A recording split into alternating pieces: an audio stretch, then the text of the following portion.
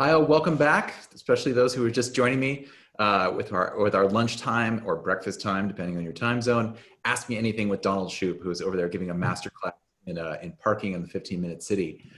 It's now my pleasure to introduce our first session of the afternoon here on the East Coast, DIY City, the power of public participation and engagement. So here, of course, we're looking at how cities devoted to well-being are embracing projects that reflect the needs and priorities of local experts, actually listening to the voices in their communities and drawing upon that. It seems like it should be simple, but of course, this is what governments around the world have failed to do for so long. And so how can we be better at, of course, being more responsive and reflective to local needs? And we have a great session here set up for that one. I'm going to introduce and then step aside just our moderator for this. We'll introduce the panelists. We're very pleased to have today Orlando Bailey, who is the Director of Engagement for Bridge Detroit. And with that, I'll hand it over to you, Orlando. Thank you so much, Greg. I was hoping that you would not read the bio. I was going to stop you dead in your tracks. I'm like, please don't read the bio. Welcome, everybody. Welcome to the Power of Public Participation and Engagement. Once again, my name is Orlando Bailey. I'm broadcasting to you live from the city of Detroit, Michigan. I'm so excited to have all of our panelists that we're going to be talking to today with us. I want to very quickly introduce Camille Chaplet. She is the Deputy Mayor, Democracy, Community Life, and Governance through Collective Intelligence for the City of Bordeaux. Antonio Gomez Palacio, did I say that right, Antonio? That was very good. Oh, look at me. Okay, he's principal at Dialog Design. And Elaine Gauthier, did I say that correctly? Yeah, that's right. Look at me. Urban Planning Advisor for the City of Montreal. And Naomi Murphy. Hi, Naomi. Naomi is the Director of Connect the Dots. And so we're going to go ahead and get started. I'm not going to read their bios. You'll get to know the panelists through their viewpoints on this discussion. I am so excited to have this conversation. It's a conversation that we often have here, especially in the city of Detroit, and its resurgence, if you will. I want to first ground the conversation in acknowledging that each of us on this panel are coming from a place of privilege and a place of power, being heads of cities, organizations, what have you. And oftentimes we have a conversation about public participation without first acknowledging that power must give up something, right? And so I'm going to ask each of our panelists to answer this question very simply. What are you willing to give up to amplify the local expertise and power that residents have in cities? And I'll go in order by how I see you on my screen. So Elaine, you're up. Well, it's a big question because we're working very much the posture, especially not to be in a space of conflict, of opposition. So the idea of being putting in place a common ground, which makes everybody having a conversation on a sort of horizontal level, is some kind of creating a space for everyone to be welcome and to be able to participate in the design process. So giving up power is listening more, is being able to get in a posture of inventing with the citizens and the different representatives of the citizens that share that space with the power. Thank you, Elaine. Antonio. Thank you, Orlando. If I have to answer the question, I think what comes to mind is give up ego, right? This notion that you know more than the person in front of you, right? To kind of just give that one up. But the reason why I think about the question is in the best sense possible. The overwhelming feeling is not that I'm giving something up, but that I'm taking so much out of it, that I'm gaining so much out of those conversations, right? So as Elaine describes, if you come at it with an attitude of listening, I don't actually feel like I'm giving stuff up. I feel like I'm the beneficiary of so much overwhelming, interesting things that you get to hear. So that's why, you know, I really feel like there's a tremendous ability to gain from the conversation, not necessarily feel like you have to give everything up. Yeah, you know, Antonio, I think that's an interesting perspective. You know, often, and I'll tell you why I posed a question that way, and what has shaped my experience is that in America and in the city of Detroit, white supremacy tends to take up a whole lot of space, and we have various tenets of white supremacy that shows up in the way that we govern, in the way that we plan for cities, in the way that we design for cities. And oftentimes it does not leave room to even gain, as you said, from the local experts. And so when we talk about the profession of design, and when we talk about the profession of urban planning, a lot of times this industry has been barbaric on marginalized communities. Colonialism has been barbaric on marginalized communities, especially communities of color. And so when we talk about, you know, sort of flipping the script and honoring the power that exists, my notion or my assumption is that existing power has to give up something for that to take place. And so I appreciate that perspective as well. Camille? Oui, merci Orlando. Alors, je vais parler en français et ça sera traduit. Alors nous, on est tout jeune élu puisque les élections en France ont eu lieu il y a 2 mois. Donc ça fait juste 2 mois que je suis adjointe au maire de Bordeaux. Et donc je suis encore un petit peu dans ma posture de citoyenne qui est devenue, enfin qui s'est présentée aux élections pour changer les choses. Donc j'ai encore cette vision un peu fraîche de mon mandat.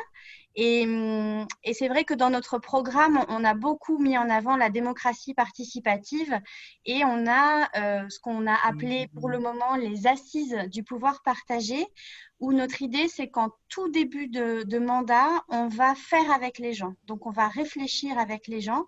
Et vous avez vu que dans mon titre, il y a intelligence collective. Et l'idée, c'est vraiment qu'on se mette tous ensemble à réfléchir avec différents formats et façons de faire pour dire, bah voilà, comment on a envie de partager le pouvoir. Donc, on est vraiment dans le pouvoir partagé. Et dans votre question, il y avait, voilà, qu'est-ce qu'on laisse? Moi, j'ai envie de dire, c'est surtout une question de posture.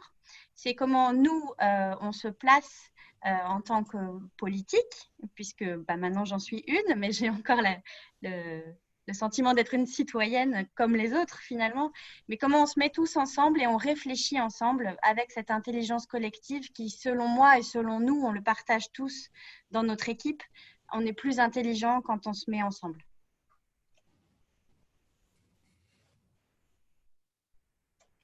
I love it. We are more intelligent together, and this idea of sharing power, you know, again, is sort of relatively new to the discourse when we start talking about cities, especially coming from a politician, a mayor. So that is very encouraging to hear. Naomi, we haven't heard from you. We would love to hear from you on this question. Yeah, well, hopefully I don't have to repeat what people say, because I really agree with all the sentiment that's gone so far, but just to try to be a little bit different, I guess. I was thinking about, you know, what to give up and that kind of positioning of the question. And obviously, like Antonio, I was thinking, well, I'm thinking of all these gains, I'm thinking of all these things you need to do. But actually, like, maybe the mentality is that you need to give up the quick wins, give up impatience, give up the simple solution, give up a quick fix, give up the idea that you won't fail, give up the idea that you won't make a mistake.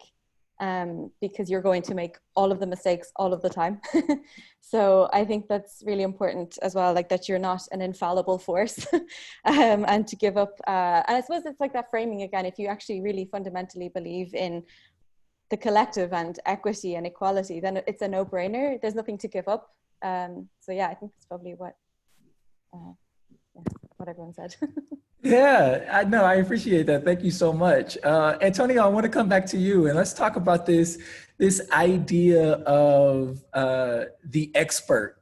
Who gets to be an expert, right? And I know that we have sometimes in our mind traditional experts, the one with the power, the one with the academic background, and the one with the organizational firepower behind them. But in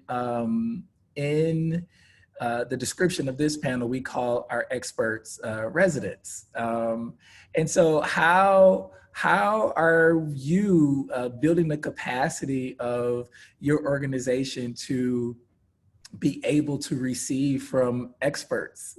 Like, I love what you said about going in and realizing that you don't know everything, right? So what does that conversation look like? What does that capacity building look like for you and your org? Yeah, so I always feel that an event is successful if everybody in the room learns something, including myself, right? And including the facilitators and everybody else, right? So ideally, everybody learns something. And that you have one of the local residents who might come in and had an attitude about something, and then all of a sudden by hearing out their neighbors and hearing other people in the room, they kind of maybe realize new things, right? So the purpose of engagement in many regards is not simply to kind of figure out what is the common denominator amongst everybody. It actually is when everybody has more information, more ideas, and can share the context of everybody else, can we come to a better decisions? Can we come to better outcomes, right? So in many regards, every conversation first has to start by the listening, by being able to elevate the understanding of everybody in the room, and hence the capacity building, Orlando, that you speak about, right? And I would hope that facilitators are there to learn something and gain something from the event. But I'm also hoping that residents and politicians and the technical folks who are in the room are also learning something from that outcome. Because frankly, the plans, the designs, the decisions that come out of it will be better if we've actually elevated the understanding and the capacity of everybody in the room. Elaine, I see you nodding your head. Do you have anything you want to add to this? You're muted, Elaine. We can't hear you. Yeah, I'm sorry. Okay. Well, I think what Antonio just said is really the key. It's like, how do we understand better? How do we understand the setting of our conversation, and where are we aiming at? What are our intentions? How do we work our intentions together? Sharing is a first step, and then it's like sharing the objective, not really the objective, but the intention that we build together. And this is something that is, we're working on projects a lot that are using vacant buildings. So it's a very simple setting, and it's putting people and residents and citizens and the borough and the city in the context of discussing what can be done about that. So it's a small experiment, we could say, but it's an experiment that helps us to understand how we share our views, how we learn together, and how we define our intentions together. Because we have to be in this challenging times. We have to be in an invention mode. We have to be in some kinds of labs, civic labs, not only about the outcomes of the project, but also about citizenship. How do we share the democratic space that is making possible the collective design? I love it. I love it. Naomi, in our prep call, you sort of talked about, in terms of capacity building, organizational readiness for engagement. And I would love to hear more about what that looks like for Connect the Dots. Yeah, I suppose it just comes up against, we come up against it every time we start a project. in terms of a client when they're coming to us with a project that they need to reach out to a community, whether it's, you know, government, local government, semi-state body, and they're you know, very well-meaning, very well-intentioned, and they might have all the right ideas, they might have budget, they might have time, but have they factored in the period of time or the flexibility to just take on board things and take on board feedback and take on board what people are saying in a true sense? Because it's very difficult, and it's not to slam anyone for not being able to take on board people's feedback, because it's a difficult process. But I think that it's a bit like taking personal feedback. It's, you know, you have to be personally ready to accept and to change the things, rather than bulldoze forward and bulldoze ahead and believe that your way is the only way or the right way. So we have it to a kind of a greater or lesser degree, depending on the project, how ready people are. But I thought it was really interesting what you were saying just about the different levels of expertise, and this kind of a notion of the terms we give ourselves: resident versus stakeholder versus community member versus client versus expert, consultant. You know, like there's a lot of names that kind of, and sometimes it feels very jarring because we're all those things sometimes, you know, in terms of a client that I have who happens to work in the area where the project's taking place. So she's also a community member. And then also, so she's kind of got that skin in the game as well. So, and I think from the community perspective, they should also be considered our clients, because they are the ones that are ultimately being affected by the projects, by the work. So I think there's an interesting and kind of nice blurring of lines sometimes that I'd like to explore more, I guess. Nice. You know, what's funny, Camille, I want to come to you, especially, you know, given that city perspective. Everybody has critiques around how municipalities govern and engage communities. But, you know, I will first mention two things. One, there's a resident in the North End here in the city of Detroit that speaks about engagement, right? And she called me out in a meeting one time, and you have not worked in Detroit if you haven't been called out by a community member. That's one. And she said, we're talking about engagement, but in order for us to even begin engagement, we have to date. Like, you don't just get engaged, like you date first. And what she meant was, you know, being intentional around that relationship building piece. In order for you to engage me, let's have a relationship. Let's build some level of trust and understanding. Oftentimes, the critique of cities is, especially around projects, is that engagement feels like a chore to the city, and that it is, you know, something on the scope that we have to check box, that we just have to get out of the way. Camille, how do you combat that?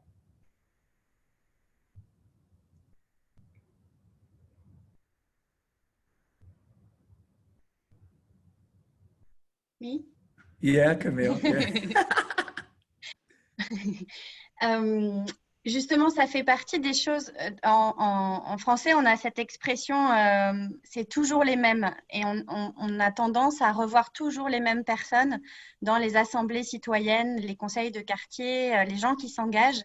Et c'est souvent des gens d'un certain âge qui ont du temps. Et les jeunes personnes, très jeunes ou jeunes parents, ont moins de temps à donner à la communauté, ou disent qu'ils n'ont pas le temps. Et c'est à nous d'inventer des nouvelles façons justement de les attirer dans ces moments-là où on va réfléchir ensemble. Parce que si on continue à leur proposer toujours les mêmes façons de faire, ils ne vont pas venir. Donc, c'est à nous d'être un petit peu créatifs et de trouver les moyens de faire des choses un petit peu amusantes, ou alors de prévoir une garderie pour les enfants pour que les enfants soient occupés et que les jeunes parents puissent venir. Enfin, c'est des choses comme ça qu'on va essayer de mettre en place. Et tout à l'heure, avant que vous me posiez cette question, il y avait la question du résident qui est expert. En français, on dit c'est l'expertise d'usage. Et c'est vrai que dans les quartiers, nous, on ne peut pas être partout. Et finalement, les gens qui connaissent le mieux leur territoire, c'est les résidents. Et c'est eux qui savent où est-ce qu'on peut améliorer les choses. Et là, ce soir, on a gagné à Bordeaux le prix du Wellbeing Cities Award pour notre dispositif de budget participatif qui confie en fait qui confie une partie du budget municipal aux habitants de Bordeaux qui vont proposer des projets, soumettre des projets pour leur quartier et améliorer la vie dans leur quartier. Et ça a très bien fonctionné pour la première édition. Donc, on va continuer, on va augmenter l'enveloppe en partant de ce principe que c'est les gens sur le terrain qui savent de quoi ils ont besoin pour améliorer la vie dans leur quartier. Voilà. Yeah, thank you, Camille. I appreciate that. Antonio, I want to come back to you because you raised this question around sustainability. Oftentimes, design in cities, planning in cities is designed for older folks because that's who show up to these meetings that we call all the time. Like unless we're super intentional about engaging young people in the design and planning of our cities, sometimes we are designing cities for old folks. So how do you combat that, and how do you design not just for now but for the future? How do we make sure that what we are doing and developing is sustainable? Yeah, and you know, I'll jump into that question, but I'll also rope in some of the conversation that has started to emerge on the chat, right? Which has to do with this sense of frustration that a lot of people have around public engagement, right? Is, well, you know, why go to the meeting? The outcomes never matter, right? Or they're not actually listening, or nothing's really actually happening.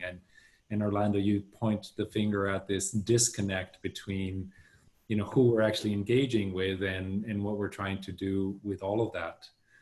And in many regards, it may be a little bit because we tend to think about public engagement as singular events. We do an open house, we do a workshop, we do one piece, as opposed to the dating aspect that you described, right? Is building these long-term relationships, right? That need to build the capacity for ongoing relationships. And how are we now more building institutions for conversation rather than instances of public engagement, so people need to have a relationship of trust with the whole process. If they don't trust the process, it doesn't matter, right? So there's been instances where we've spent 6 months, even a year, just getting to a position of trust, let alone actually moving forward any conversation, right? So you need to get to those places. But then how do you actually make things consequential? So there's nothing worse than somebody with a clipboard saying, yeah, you know, tell me what you want and we'll do what you want. And then 6 months later, nothing has happened because there's a huge disconnect between the expectations and the actual engagement. Sometimes the engagement has to be tough. It has to say like, no, like that's not possible, or yes, that's possible. And let's actually work through some of the consequences. And the future side is fascinating. In some events, we've actually asked for volunteers, people to volunteer the role of the future generation, right? So somebody will stand up and say, I'm here to represent 3 generations from today, right? So that you're always trying to find ways and mechanisms to bring forth the voices of people who may not yet even be born. Right? But importantly in the process is how do we build that institutional capacity for the ongoing engagement and not the flash in the pan that then everybody is left frustrated with. I love it. Elaine, I want to come to you really about this notion that Antonio mentioned around not just setting up spaces and instances of engagement where we require people to come, but sort of flipping that and figuring out how we show up for those people where they are. And I would love for you to speak to that. Yeah, well, our current experiences in our one of our pilot projects is that the community is already there. It's already very mobilized around a project, and it's so we're coming in and we're having this discussion with the community. So the process is the learning process. We're learning from each other. So the community is learning about how we manage with our tools, with our mechanism, and we're learning about what they want, what are their needs, what is also the ecosystem made of, because it's also very different. You have groups that are representatives of certain community action. You have others that are new social entrepreneurs. You have so you have a complex ecosystem that is mobilized and that can be engaged in that process of change, and that learning process mostly, because if we're going to talk about the future, think about the future generation, then we have to be in this learning mode, in this inventing mode, because our world is not viable anymore. It's like, and we have to come to some important conclusion about how we're living now and where we want to get. And we can have actions of different depths. We can manage some critical situations that are very identified, but we also can engage in a very important and more deep change process. And this takes time. It takes a learning position and a shared position. And this means that we're not just individuals in together, but there is truly a community. There is truly a collective intelligence, like Camille is sharing. I love that. Yeah. Yeah, and so this thing is, we have to make it happen, because we're still in like very often, and this is mine, and this is yours, and this is not sharing. This is mostly like managing the space and the conflict. But we have to go further in the process of experimenting what we are together and how we can design together, really. Yeah. To all of our participants watching, we want you to continue to utilize the chat function and the Q&A function for your questions. We'll give about 15 minutes to sort of go through all of the questions that we have. I'm trying to make sure that I'm monitoring the questions and actually listening so that we could be present, so that I can remain present in the conversation as well. Here in the city of Detroit, I co-authored a neighborhood engagement manual that builds off 3 assumptions or tenets, and that is education, translation, and facilitation. And all of these things are fluid and happens when it needs to happen, and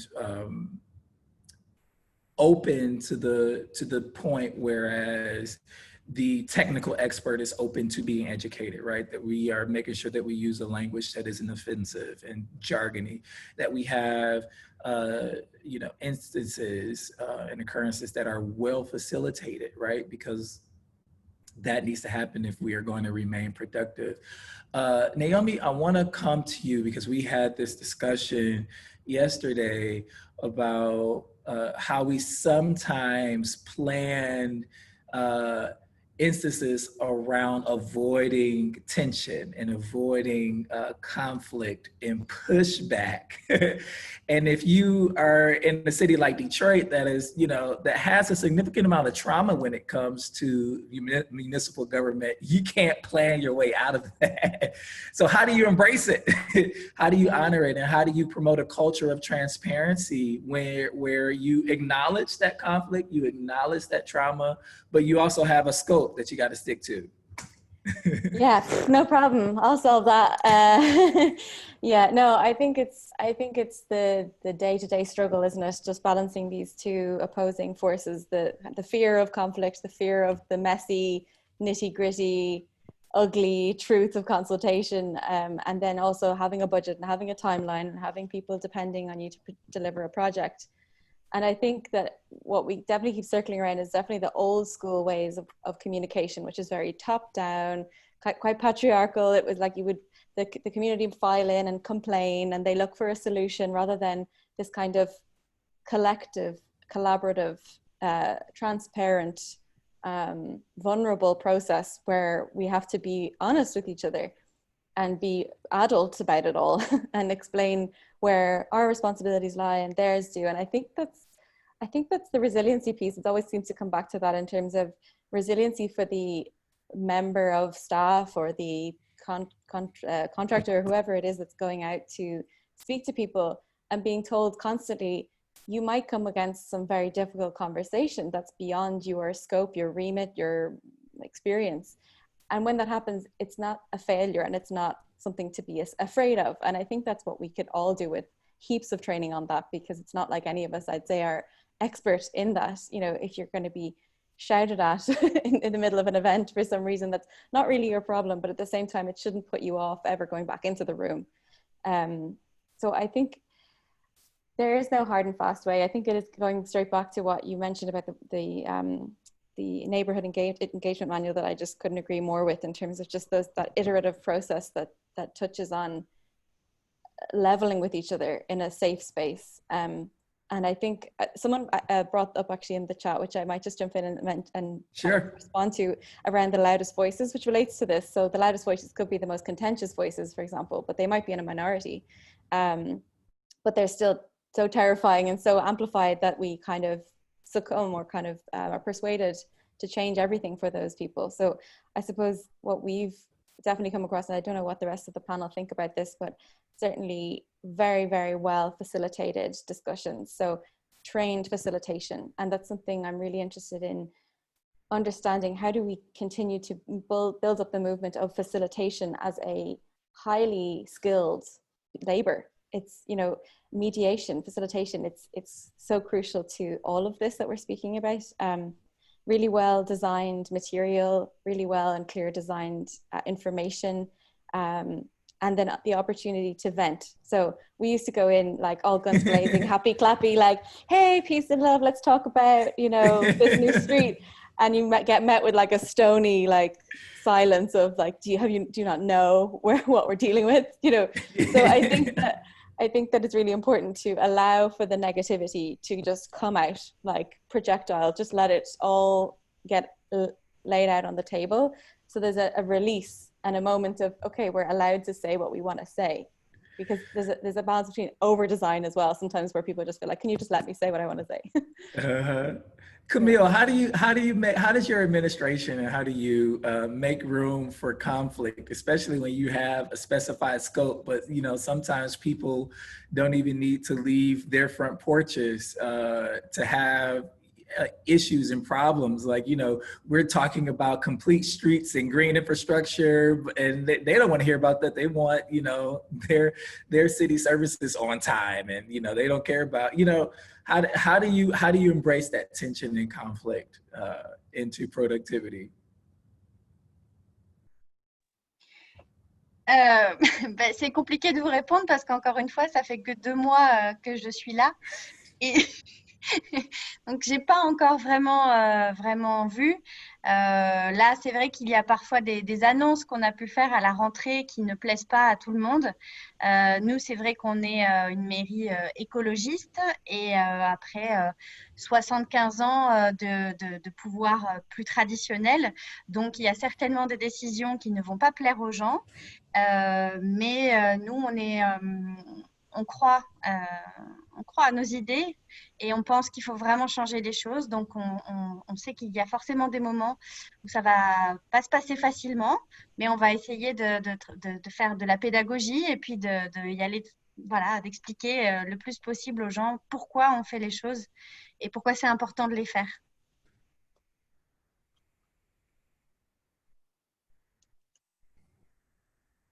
Yeah, thank you. So I think we should organize a check-in with Camille a few months down the line to see how things are going. She's they're fresh in office. Let's do that. Let's organize a check-in. Let's before we get to all of the questions, and I'm seeing so many of the questions, and I think I want to allow more time for questions than 15 minutes. So I guess my last question would be respectful entry into communities.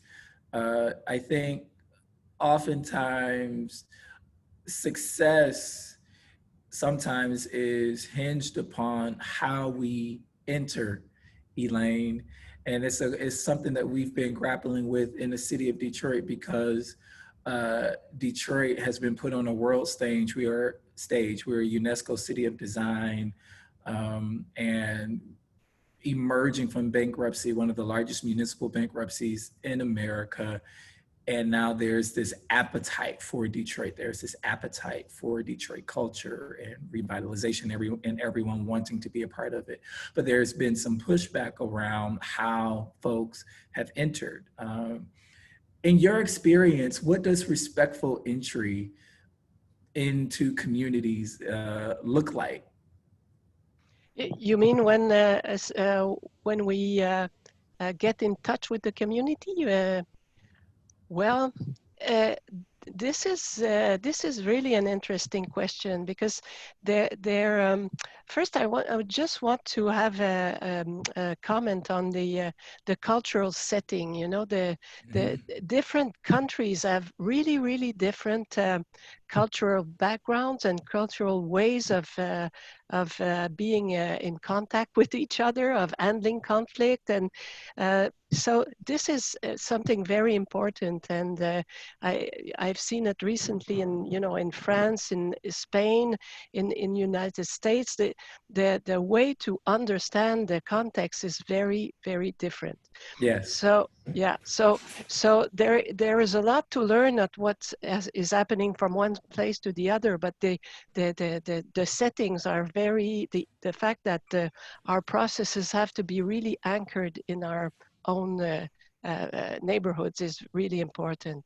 And relating to how we enter, how to we have to how do you say that? You know, when you get in touch with somebody you don't know, and you have to be you're tiptoeing, we could say. So you learn to understand each other in what you are, and you have to make it clear that this bridge is there to build together. So this is very interesting, that when this is working on, you can start really sharing. But when it's not there, you cannot, and you're still wanting to be together. But this is an energetic thing, you know. You're with the other or you're not, and this is something that is really something that we have to learn to work for a more intuitive, we could say, process, and more like really like sensing what is the setting and how we're relating to others. So the entry is a human thing, we could say. Yes, it's a human thing. Antonio, go ahead. Yeah. Yeah, Orlando, just building on Elaine's comments, and certainly around kind of what is a respectful type of an approach. I would suggest that honesty goes a long way. Just being open and transparent around what you know, what you don't know. Like if you have budget or if you don't have budget, if something's possible or if it's not possible. You know, people may disagree with things, but if they understand, and if you're transparent and it's true, then they'll respect it, and you know, you'll build that relationship over time. And sometimes it's a hard conversation to be able to say, hey, there's no budget for that, and it just becomes a difficult moment, and the temptation is to try and sugarcoat ideas. But if you're open and you're transparent, over time you'll build a much more respectful process. Yeah, I love what both of you all are saying, especially Elaine, around that cultural humanity. I think one of the things that we have to acknowledge, and I'm going to get to a lot of the questions in the chat, we're going to move to Q&A, is that we have to sometimes audit how we are trained and educated. Right? This is something that I speak about when I am at universities, especially around urban planning and agriculture, and I challenge professors around assigned readings. Who are we learning from? And what tenets are we teaching from? Are we reteaching colonial design are we reteaching white supremacy? Who are anybody that you are assigning your students to read Black, a woman, a person of color? You know what I mean? We tend to learn from a particular group of people in a particular way of doing things. And when we look at that and we try to put that into practicum in a city like Detroit, we are 80% African-American city.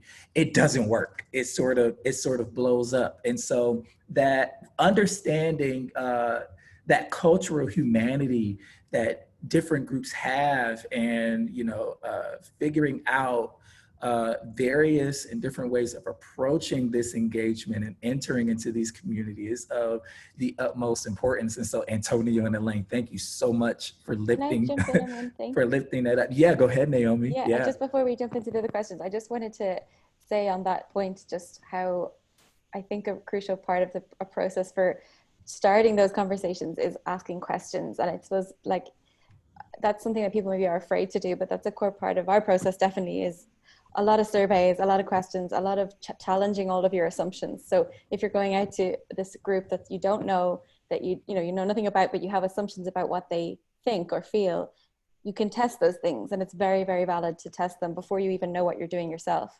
So that's one thing I would say as a kind of attention.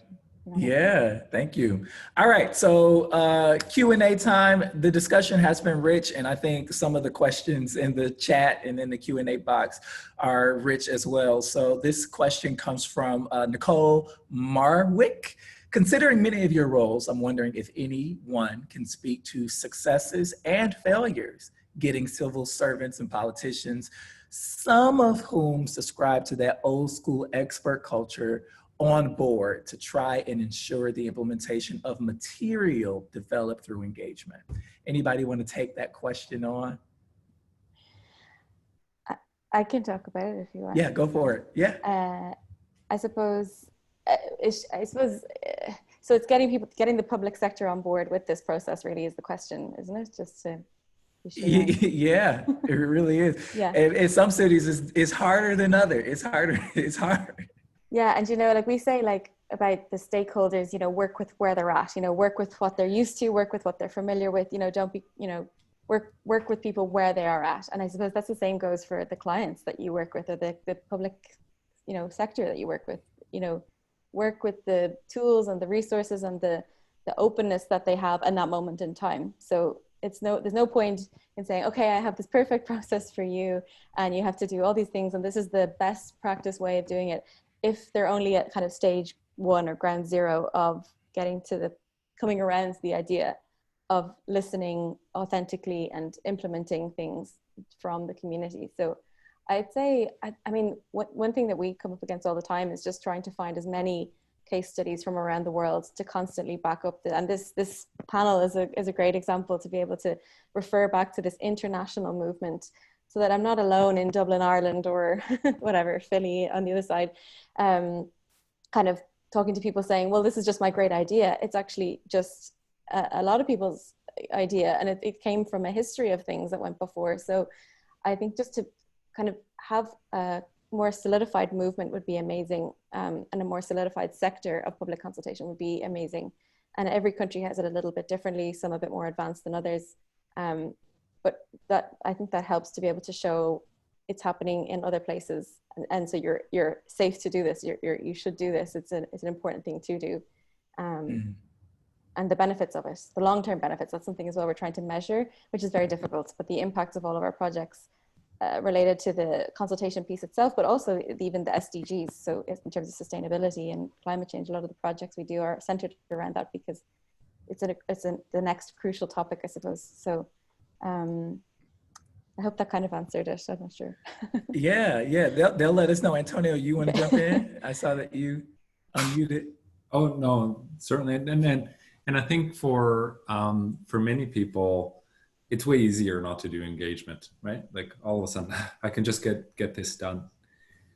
But if a lot of folks on the public side, they really ask the question, which are the plans they've been involved in that have been successful and have been implemented and have, achieved the objectives? Inevitably, it's the ones where a strong amount of public engagement took place. It's the ones that the plan resulted in better outcomes because of the engagement, and it builds the support and the buy-in and the goodwill around it for it to happen. So even just pointing at the success stories and how and the role that engagement took place on those is a great way of, saying, hey, if you really want to do this, you want to position it for success. And if you want to do that, you need to build that constituency around it. It's the easiest way, in fact, to get a plan to happen is to talk to people with, who have something to do with it. Yeah. Elaine, go for it. I'd like to go on at it. And it's the question of meaningful topics, it's like meaningful communication. If you're too shallow, if you're not answering deeply or in resonance with the population, you have to work this kind of connection. You have to work this meaning that is not technical. The question of meaning is a question of how you recognize yourself in the conversation, how it's meaningful to you, where do you come from, where are you going together. This is something that is making sense together. And this is something that sometimes as technical specialist or expert, we tend to forget. But no project works if there is no meaning that is making the constituency and the stakeholder really want the project. And more the wanting is there, more the project is deeply anchored and rooted. So we have to work these things that are immaterial, not tangible, we could say, but are the essential aspects of any real project. And especially if we're engaged in a change process. This is, so we have to be really anchored in our reality and share this meaning. Speaking of reality, I don't think we cannot talk about some of the what's happening globally in terms of the COVID-19 pandemic and how it has rocked our worlds and completely reshaped how we do everything. And even over here in the States, coupled that with the Black Lives Matter movement and anti-racism protests and police brutality protests and the census and the election and all of this is going on.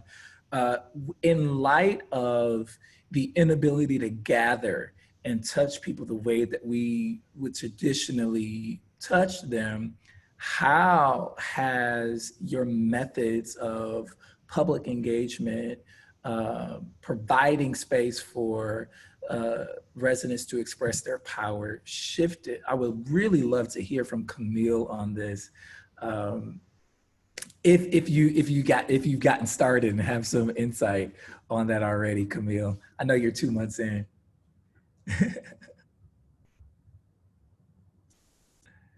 And this is the question that I'm asking is an amalgamation of a few questions around the pandemic and virtual engagement and things of that sort. So go ahead, Camille. Oui, mais je suis pas sûre d'avoir vraiment compris parce que c'était un peu long. Est-ce que sur comment la pandémie a changé le monde? Yeah. Et du coup, il faut tout réinventer. C'est là où c'est compliqué pour nous qui arrivons juste, qui arrivons avec une certaine situation. Et puis là, il faut se réinventer. Et il y a un gros travail à faire sur l'imaginaire parce qu'on a tous notre cadre de référence. Vous parliez tout à l'heure de notre éducation, mais voilà, de là d'où l'on vient, de comment on a été éduqué, des expériences qu'on a vécues, etc.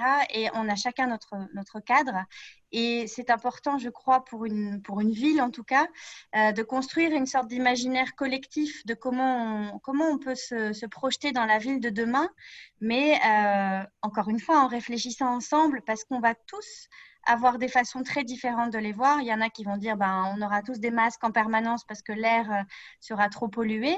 Et puis d'autres, comme moi, qui sont un petit peu plus optimistes, où on va dire il y aura plus de végétal, d'arbres, et puis les gens se parleront plus et on essaiera de faire mieux ensemble. Donc c'est une grosse question sur l'imagination. C'est vraiment revoir comment on rêve quelque part, comment on rêve ensemble. Oh, yes. How are we reimagining and dreaming together while we have sort of, a lot of alone time?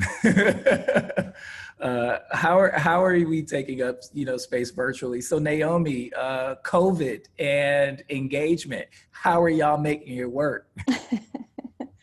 Sometimes not so well. No, it's been a very interesting and fast-paced kind of growth curve or learning curve for us. I think as soon as this happened, and we just went into it full steam in terms of just realizing that projects couldn't stop. So I think that I was just kind of jotting down the various ways we've been working it out. And I suppose we've always had our survey platform that we tried to make as engaging as possible so that it's not a painful process to fill out a survey, as a lot of them are. We definitely heavily leaned on Zoom and Mural, which is like an online kind of worksheet, interactive worksheet. But then that led us to develop our own software. So we're in the process of developing our own online space, virtual space for presentations, for post-its, for communicating visually and verbally. And then really now only trying to get to do a little bit of a social distance exhibition, which is tied up in all sorts of issues, definitely related to the fact that our insurers won't insure us for anything related to COVID, which is another issue. But I think also going back to the basics. So we did things like, printing hard copies of surveys. Now we're sending them to the libraries, we're sending them into schools. Now that the schools are open, having a phone-in service for people that maybe have poor eyesight, or they are blind, or, so I think what I've really enjoyed about the horrific pandemic is that we were very concerned before all this with how to actually reach very hard to reach people. And by very hard to reach, I mean people that you would normally not go out of your way to help engage, because you just put something up on a website and you hope for the best. So people with disabilities, people in minority groups, new communities to the country with not very good English, all of these things were already, even young people, teenagers, they're never really engaged. So all of these things were already hanging out there as not really being, there was no methodology that was kind of, it wasn't happening as regularly. I would go and meet kids that wouldn't have no idea any of this vocabulary. They wouldn't know how to even answer these questions because they've never been asked about the city before and how to create better cities. So I think the pandemic has actually sped up this, the innovation that Camille is talking about as well, the innovativeness and the chance to pause and reflect and do better because we want better, and I think that it's given us a chance to take a breath and say, okay, well, we never did these things very well, so now let's just solve it because we have the time. We can't meet in person, so now we have the budget to put towards these new things. So I think it's been in a weird way a blessing for consultation purposes, because now there's no excuse really, because now we're going to go at it from all angles, all ways, rather than someone saying, oh, well, it's fine, we'll just throw on an event and we'll just, we did something. So that was my long-winded answer. No, thank you. Antonio, did you have anything you wanted to add to that? Yeah, I'm totally with Naomi, because we're starting to see people show up at events or sessions that never showed up. And, I'll give you a couple of examples, but almost every event pre-COVID was really designed for extroverts. Big, loud, open spaces with lots of interactions and engagement, right? If you know, you're on the spectrum, or if you're just simply an introvert of some sort, like that doesn't appeal at all. If you're a family and you know you don't have childcare, you can't go to an open house, right? All of a sudden, you can do all of these things from your home, just staring at your screen. You can dedicate time. So we're starting to see families, and you see the kid running in the background, right, in the middle of the open house, and that's great. That means they're participating, they're engaging, and they're choosing these tools. My big hope, and this is the return to a better normal, is that we don't just default back into the same forms of engagement that we were doing before, but in fact that we take this opportunity to learn something.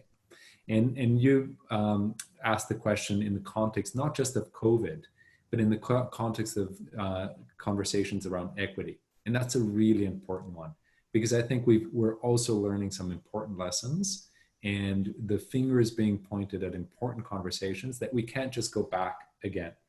So it's not just about broadening the tools and the digital and all of these kinds of things. It's really looking in an analytical way at the aspects of inequity, right? Of the aspects of who's not speaking, who's not participating, and questions of power, right? And how are these being addressed or not addressed in the context? So everything that's happening right now, I really truly hope that we don't forget about it, but that it actually starts to build a legacy in terms how engagement, how politics, how conversations get hosted moving forward. I love it. Guys, it looks like we are out of time. I knew that this would not be enough time. And I want to thank all of our panelists for your amazing insight. I want to thank everyone who have asked a question that we may have got to, may not have gotten to. Hopefully there's an opportunity for the conference to share our info or our LinkedIn profiles where where the folks can reach out to us directly.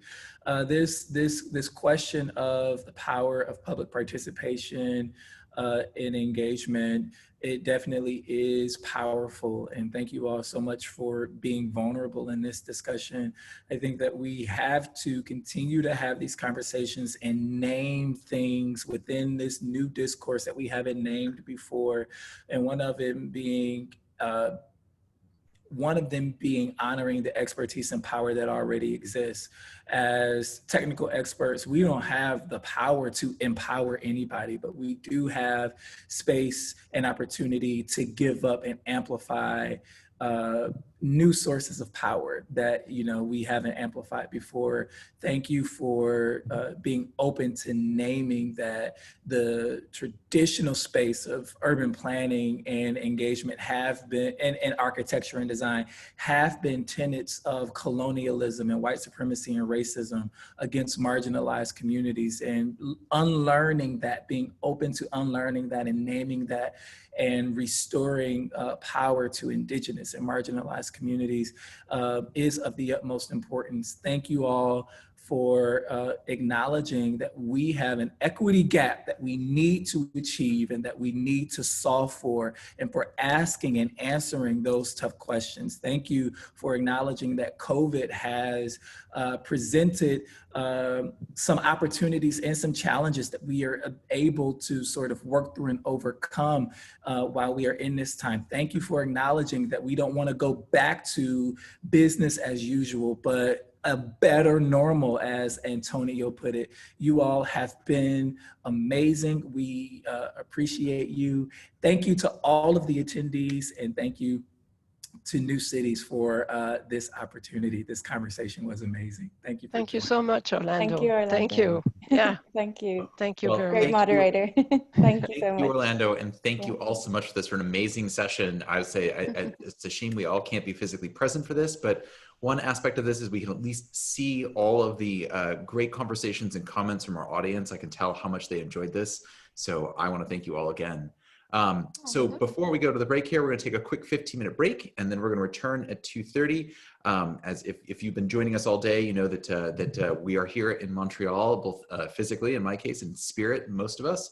And we're going to come back at 2:30 for a particular spotlight session on how Montreal is protecting urban biodiversity.